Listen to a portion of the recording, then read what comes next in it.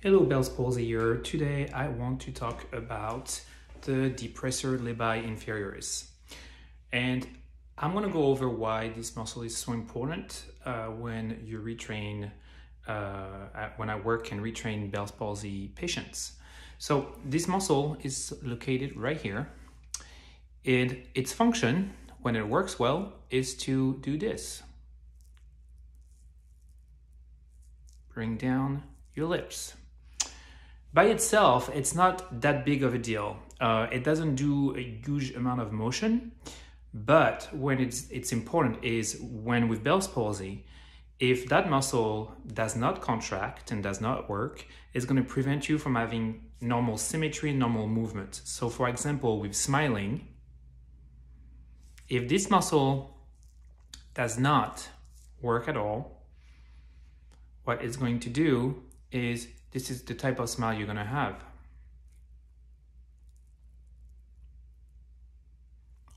And it's tough to do because obviously I don't have Bell's palsy, but what's going to happen is it's going to get stuck here. Your lips going to get stuck and you're going to have this asymmetrical smile. So a little bit of activity in this muscle is key in order to regain your smile and other facial motion. This muscle function doing this is the opposite of your orbicularis oculi, which is the big muscle here that moves your lips together and pucker. So this muscle does the opposite function as this muscle. So this is a key area generally that gets very tight with Bell's palsy after possibly several weeks of never contracting, while it's not getting any neural function from that nerve, from the facial nerve that is inflamed and still healing. What's going to happen is you're going to tend to have some fibrotic tissue created there because of the lack of contraction and stretching of the muscle from the natural contraction and movement. So in order to work on the symmetry of your movements, as soon as you start regaining a little bit of motion and you're wanting to perfect and work on your symmetry and your motion, what you should do is massage and stretch that muscle. A good way to do this is using a glove. If you're going to go inside your mouth, so again, this muscle is right here.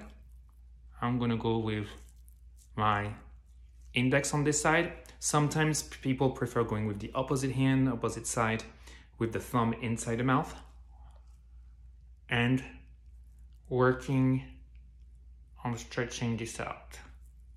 And at first, you can knead. Then also trying to kind of smooth out the adhesions that are there, the fibrotic adhesions.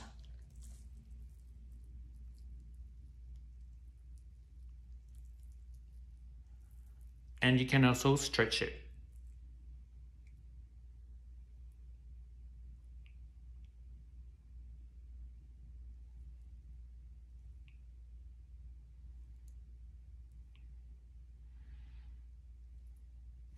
And by the way, sometimes you might have to work on this on your strong side, because on your strong side, this is also, if for several weeks you only have this side that's going to work and overwork generally, it's going to get tight. So refer to my other video where I was addressing the strong side and giving you some idea on what area to target. But this is a very important muscle to work on just for the symmetry of your smile and symmetry of mouth movement. Because if it's not working and it's stiff in this direction, I'm going to try to do several mouth movement and you're going to see what's going to happen. So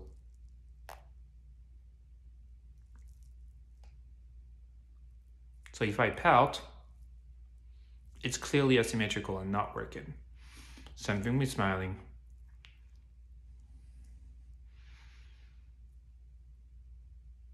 So what we want is to stretch it, regain some of the mobility, accessory mobility of that muscle in order to regain the symmetry.